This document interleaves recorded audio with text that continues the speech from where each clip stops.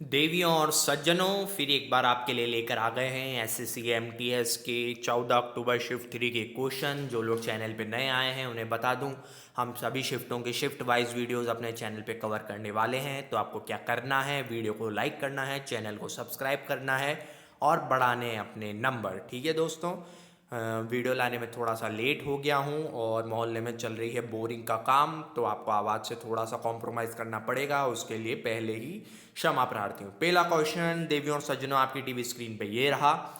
In which year folk dancer Gulabo won Padmashri. जो folk dancer गुलाबो हैं उन्हें किस वर्ष में पद्मश्री अवार्ड से सम्मानित किया गया था? तो वो वर्ष था 2016। और इन्हें किस नृत्य शैली के लिए ये सम्मान मिला था? तो नृत्य शैली थी कालबेलिया। कालबेलिया नृत्य शैली में क्या होता है, हमारे राजस्थान की हमने खूब देखा है, दो शब्दों से मिला है, काल और बेलिया। काल मतलब मृत्यु और बेलिया मतलब अटखेलियां करना, सजन बनाना। तो काल यहाँ पे होता है सांप।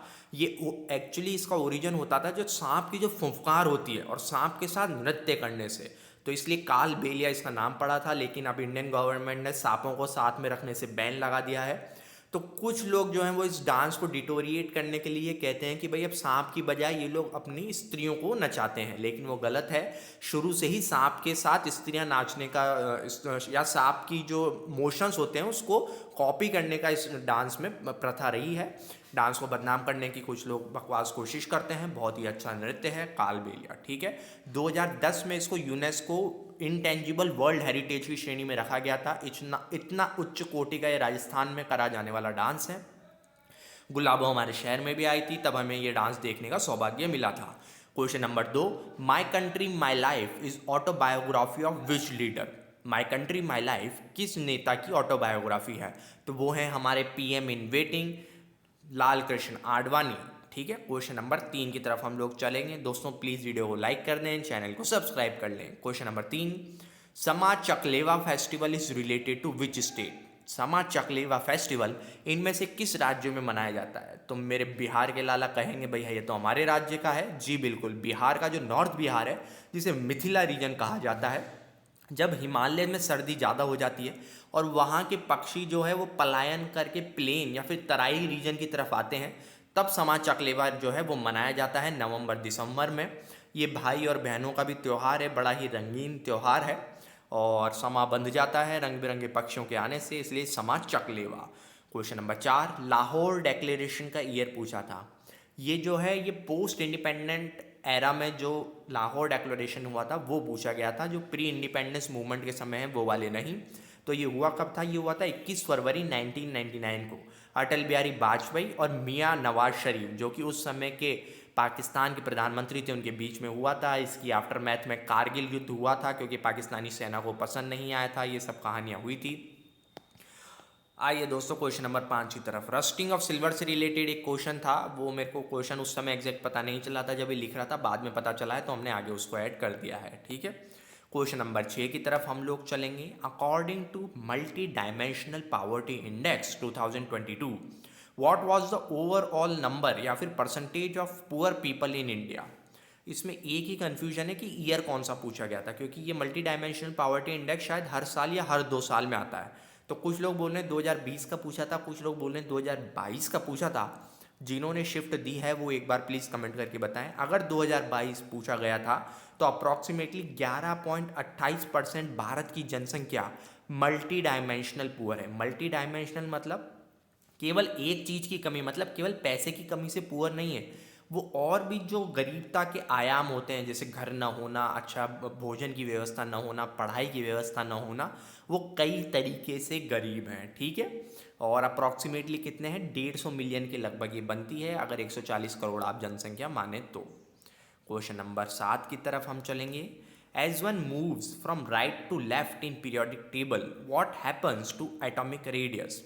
जो हमारी पीरियोडिक टेबल होती है उसमें अगर आप दाएं से बाएं की तरफ चलना चालू करें तो जो एटम्स होते हैं उनकी साइज़ को क्या फ़र्क पड़ता है? तो हमें पता है कि जो लेफ्ट में है वो सबसे छोटू छोटू बच्चे वाले एटम होते हैं और राइट में जो है बड़े विध्वंसक मोटे और हाथीजाम जो है वो एलिमेंट होते हैं। ठीक है, तो साइज़ क्या होती है? डिक्रीज होती जाती है, लेफ्ट में सबसे छोटे होते हैं। फिर क्वेश्चन नंबर 8 की तरफ हम लोग चलेंगे। Sand festival is celebrated in which state of India. तो सभी को पता है हमारे जो पटनायक जी जो कलाकार हैं वो हर बार जो है भारत में विभिन्न विभिन्न मौक़ों पे अच्छे अच्छे सैंड फेस्टिवल मनाते हैं। उन्हें ही इन सैंड फेस्टिवल का क्यूरेटर बनाया गया है, देवदत्त पटनायक जी या कुछ उनका सुंदरम पटनायक ऐसे कुछ नाम है, उड़ीसा के हैं। उड़ीसा में ये मनाया जाता है। उड़ीसा के कौन है उस आर्टिस्ट का एग्जैक्ट नाम आप कमेंट कर दें ताकि औरों को भी फ़ायदा मिलेगा। क्वेश्चन नंबर 9 की तरफ हम लोग चलते हैं। What is the place of establishing ideal in the temple called. मतलब मंदिर में जहाँ पे भगवान की मूर्ति को स्थापित या फिर प्राण प्रतिष्ठित करा जाता है उस पर्टिकुलर जगह को क्या कहते हैं। मंदिर की अलग अलग चीज़ों के अलग अलग नाम होते हैं, जैसे शिखर हो गया, कल्याण मंडपम हो गया, गोपुरम हो गया, ये सब होता है। तो उस जगह को क्या कहते हैं, गर्भगृह। और उसको इंग्लिश में क्या कहा जाता है, इंग्लिश में कहते हैं सैंक्टम सैंक्टोरियम। सैंक्टम सैंक्टोरियम का ओरिजिन कहाँ पे, जूइश लैंग्वेज में है, ठीक है, सैंक्टम सैंक्टोरियम। क्वेश्चन नंबर 10 की तरफ, स्पोर्ट एसेस अवार्ड 2023 से टॉपिक पे कोई क्वेश्चन था, उसकी पूरी लैंग्वेज नहीं पता चल सकी है, लेकिन आपको टॉपिक का ज्ञान हो कि एसएससी कहाँ कहाँ तक अपने हाथ पैर फैला रहा है, इसलिए मैंने इसको यहाँ पे इंक्लूड कर दिया है। आइए दोस्तों क्वेश्चन नंबर 11 की तरफ। देवियों और सज्जनों, which state has been awarded for promoting sports in its region. बड़ा ही इल फ्रेम्ड क्वेश्चन है, लेकिन जैसा छात्र के श्रीमुख से निकला वैसा ही मेरी कलम ने इसको यहाँ पे उकेर दिया है। इसकी लैंग्वेज डेफिनेटली कुछ अलग रही होगी और भी डिटेल दी गई होगी कौन सा अवार्ड है क्या है, लेकिन आंसर वो बता रहे हैं तमिलनाडु था, ठीक है। अच्छा, मिज़ोरम जो है उसने क्या किया है, उसने जो स्पोर्ट्स है उसे इंडस्ट्री का दर्जा दे दिया है। इससे क्या फ़ायदा मिलेगा, स्पोर्ट्स से रिलेटेड अगर कोई भी ट्रेनिंग कैंप लगाता है या फिर कोई इंस्टीट्यूट लगाता है तो उसे लोन वगैरह लेने में सरकार की तरफ से ब्याज रियायती दरों पे मिल जाता है। पहली स्पोर्ट्स यूनिवर्सिटी नॉर्थ ईस्ट की कहाँ पे निकली है, वो मणिपुर में बनाई गई थी 2018 में, ठीक है। ये कहानी हमें याद रखना है। किरण रिजिजू स्पोर्ट्स मिनिस्टर भी थे उस समय शायद, या अभी के हैं, तो वो वहीं से आते हैं, नॉर्थ ईस्ट से। Person to win 2 gold medal in para Olympic. Para Olympic में शायद शूटिंग में स्पेसिफिक था, क्योंकि गोल्ड 2-3 जने और भी जीत चुके हैं। या गर्ल पूछा था कि कौन सी महिला है जिन्होंने 2 गोल्ड मेडल जीते हैं, तो वो है भारत की बेटी जिसने अपना और भारत का नाम ऊंचा करा है ओलंपिक में। ऑप्शन में भी था अवनी लाखेरा। ये क्या है, ये शूटर हैं। और ये कहाँ से बिलोंग करती हैं, कोई स्टेट अगर पूछ ले अगली बार तो ये बिलोंग करती हैं राजस्थान से, ठीक है। क्वेश्चन नंबर 13 की तरफ, total strength of Supreme Court in February 2024। अब देखो इसमें भी लैंग्वेज में हल्की सी गड़बड़ है, क्योंकि फरवरी 2024 अगर पूछा गया था तो 32 उसका आंसर है, ठीक है। लेकिन 32 कई लोग बोल रहे थे कि ऑप्शन में था ही नहीं, सभी ऑप्शन में 30 के नीचे थे। तो जो प्रेजेंट स्ट्रेंथ है वो है 34। ये 34 वहाँ पे ऑप्शन में था, जैसा कि बच्चों ने बताया है। तो प्रेजेंट स्ट्रेंथ अगर है तो वो 34 है, और यही आपको ऑप्शन टिक करना था। क्वेश्चन नंबर 14 की तरफ चलते हैं। Who gave the concept of rule of law. कुछ लोग बोल रहे हैं कि रूल ऑफ लॉ बुक पूछी थी। अगर रूल ऑफ लॉ बुक के बारे में पूछा गया था तो बुक लिखी है ब्रिटेन के ही एक बहुत फेमस जज हैं, टॉम बिंगम।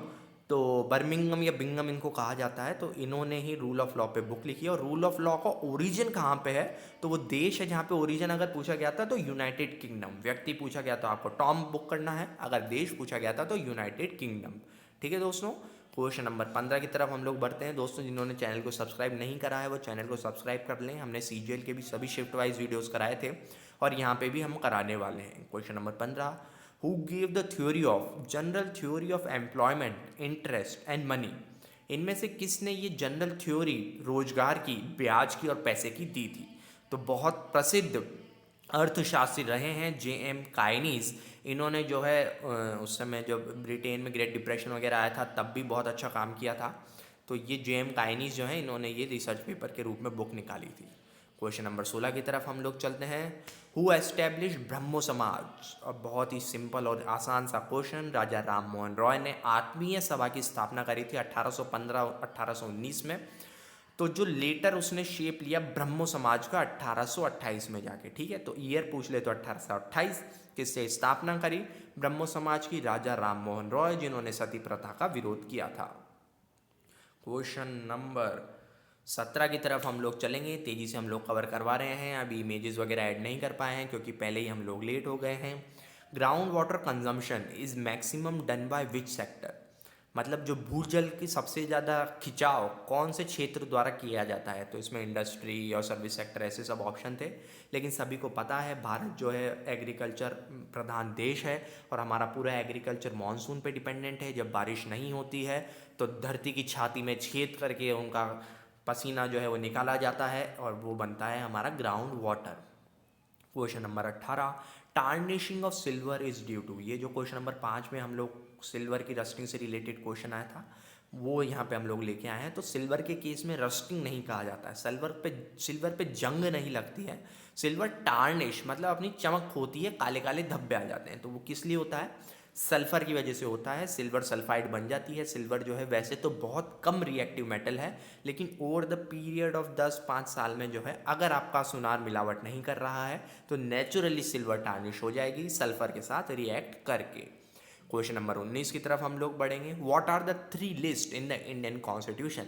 भारतीय संविधान में जो 3 अब लिस्ट को हिंदी में क्या बोलते हैं वो आप लोग बताएं कमेंट में।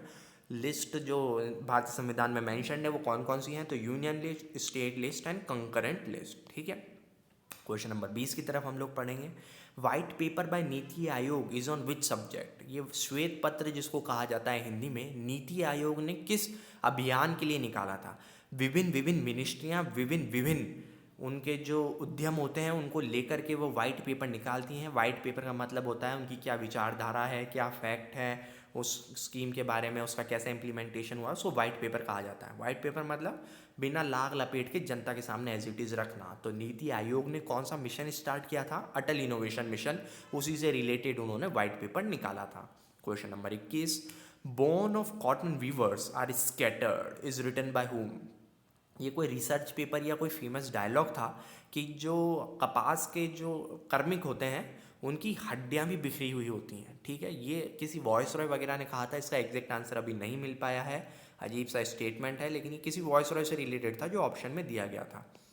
Question number 22, which crop takes 1 year to mature?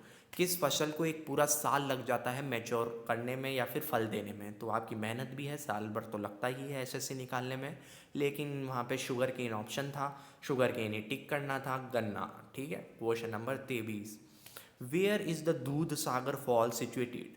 दूध सागर जलप्रपात, अगर झरना न कहना हो, शुद्ध हिंदी में कहना हो तो जलप्रपात किस राज्य में स्थित है?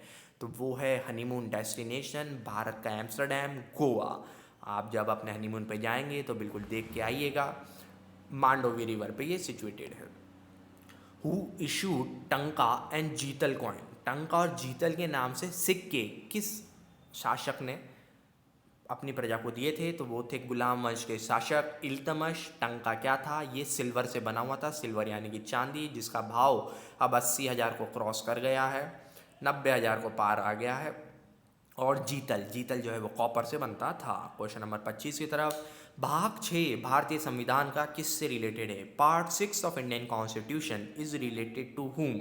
तो इसका आंसर है जो हमारी स्टेट लेजिस्लेचर है और स्टेट की कार्यप्रणाली, स्टेट के गवर्नमेंट से रिलेटेड आर्टिकल 168 से ये चालू हो जाता है, सारी कहानी 212 तक जाती है।